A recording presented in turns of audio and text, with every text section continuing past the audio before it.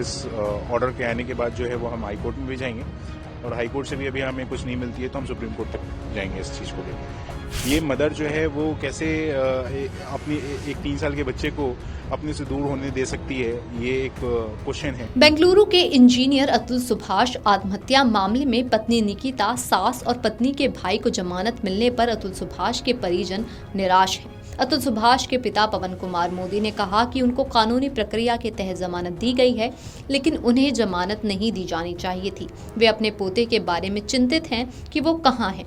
अतुल सुभाष के पिता ने कहा कि हमें कर्नाटक पुलिस से पोते के बारे में कुछ जानकारी मिली है। हमें बताया गया है कि पोता फरीदाबाद के एक बोर्डिंग स्कूल में है। यहाँ उसका दाखिला 3 साल की उम्र में हुआ है। ये गैर कानूनी है। बच्चे की उम्र अभी 4 साल होगी। जनवरी 2024 में उसका दाखिला हुआ है। 3 साल से कम की उम्र उसका आवासीय विद्यालय में दाखिला कराया गया। उसके पिता का नाम भी नहीं दिया गया।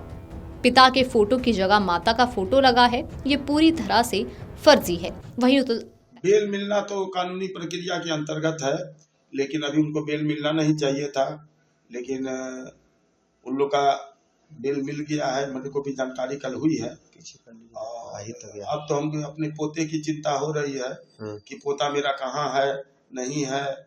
पोते के लिए हम लोग को कर्नाटका पुलिस के, बेंगलुरु पुलिस के द्वारा कुछ जानकारी मिली है कि वो फरीदाबाद के एक बोर्डिंग स्कूल में है। उस बोर्डिंग स्कूल में उसका दाखिला जो है सो 3 साल के उम्र में हुआ है। 3 साल के उम्र में किसी भी बोर्डिंग स्कूल में दाखिला होना गैर कानूनी है। अच्छा। और बच्चे की उम्र अभी 2020 में वो 2020 में उसका जन्म हुआ था। उस हिसाब से वो 4 साल का इस फरवरी में पूरा होगा और जनवरी 2024 में उसका जो है सो माने दाखिला हुआ है और इसका 2025 में 5वां साल लगेगा, माने 4 पूरा होगा। तो 3 साल के से कम के उम्र में बोर्डिंग स्कूल में वो वहां पर दाखिला लिया गया और पिता का भी नाम नहीं दिया गया है। पिता के फोटो के जगह में माता का फोटो लगा हुआ, माने टोटल फर्जी ये आपको एडमिशन हुआ है। और बच्चे से तो हमारी उसको बच्चे की माँ को कोई प्रेम है नहीं, वो तो सिर्फ उसको ATM बना करके पैसा लेने का एक जरिया बनाई हुई थी। अभी भी जो बेल मिली है उसी ग्राउंड पर उसने बेल लिया है कि बच्चे से हमको सुप्रीम कोर्ट का आदेश है कि बच्चे को हाजिर करना है, जबकि हम लोग एफएस को वहां पर दाखिल किए हुए थे। सुप्रीम कोर्ट का ये आदेश था 3 स्टेट की पुलिस को कि उसको बच्चे को 7 तारीख तक ये किया जाए, क्या कहते हैं, हाजिर किया जाए। तो ये बच्चे को ही हथियार बना करके बेल का ली है। बच्चा इसको अभी भी बच्चे को ही अधिकार बना रही है, हथियार बना रही है और पहले भी बच्चे को हथियार बना करके। वहीं अतुल सुभाष के भाई विकास मोदी ने कहा कि हम निकिता सिंघानिया और उनके परिवार के सदस्यों के जमानत आदेश के खिलाफ उच्च न्यायालय जाएंगे और यदि आवश्यक हुआ तो हम सर्वोच्च न्यायालय का भी दरवाजा खटखटाएंगे। मैं जानना चाहता हूं कि कोर्ट को मृत्यु प्रमाण पत्र की इतनी जल्दी क्यों है। अगर आप प्रमाण पत्र को देखें तो उस पर कोई मुहर नहीं है और एक साफ कागज पर 3 हस्ताक्षर किए गए हैं। वो हस्ताक्षर भी असली हैं या नहीं ये भी हम नहीं जानते। इसकी प्रामाणिकता पर सवाल उठते हैं। हमने अपने एडवोकेट के थ्रू कम से कम 15 ऑब्जेक्शंस जो हैं वो हमने दिए थे कि बेल अपोज करने के लिए। करीब 15 ऑब्जेक्शंस हमारे एडवोकेट्स ने और बाकी टीम ने, हमारी एडवोकेट की टीम ने तैयार किए थे इसमें।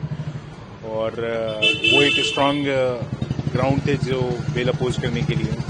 बट जजमेंट जो भी आया है वो कोर्ट का, वो हमें अभी पूरा मिला नहीं है, पूरी ऑर्डर की कॉपी आई नहीं है कि किस बेसिस पे जज ने ये बेल दिया है। और उसमें एक सबसे बड़ा जो ऑब्जेक्शन का क्लॉज था कि अभी तक इन्वेस्टिगेशन पूरी नहीं हुई है पुलिस की।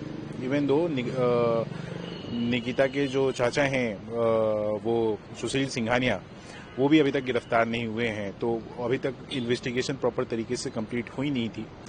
फिर भी ऑब्जेक्शंस को उन्होंने कंसिडर किया है या नहीं किया है ये तो ऑर्डर की कॉपी आने के बाद ही हमें पता चलेगी। फिर भी हम लोगों ने जो नेक्स्ट स्टेप अभी जो हमें लेना है वो इस ऑर्डर के आने के बाद जो है वो हम हाई कोर्ट में भी जाएंगे और हाई कोर्ट से भी अभी हमें कुछ नहीं मिलती है तो हम सुप्रीम कोर्ट तक जाएंगे इस चीज़ को लेकर। सुसाइडल वीडियो अगर आपने देखा हो या सुसाइड नोट में जिस तरह से मेरे भाई ने बताया है कि वो एक बच्चे को किस तरह से टूल के थ्रू यूज़ कर रही है, वो अभी भी बेल से आने के बाद भी उसे टूल की तरह यूज ही करेगी। जिस तरह से मुझे बेंगलुरु पुलिस ने ये हेवियस कॉर्पस में उन्होंने रिप्लाई फाइल किया है, उसमें बताया गया है कि बच्चे को जो है वो एक स्कूल है सतयुग दर्शन स्कूल फरीदाबाद में, उन्होंने उसमें उसको डाल रखा है।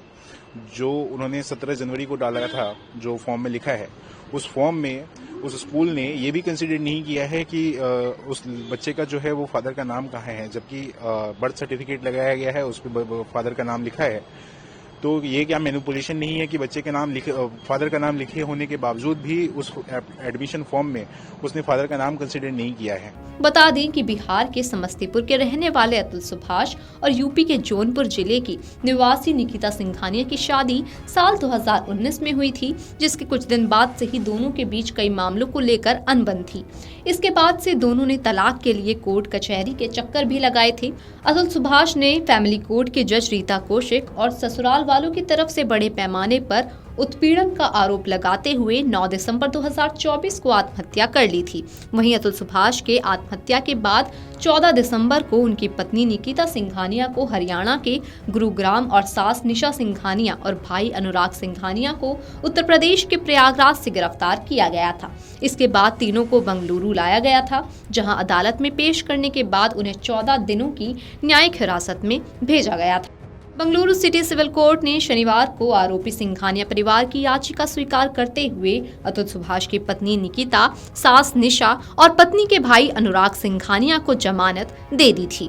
Video desk amarujala.com। Amar Ujala Jeevanjali के सारथी की मदद लें और महाकुंभ में स्नान जरूर करें।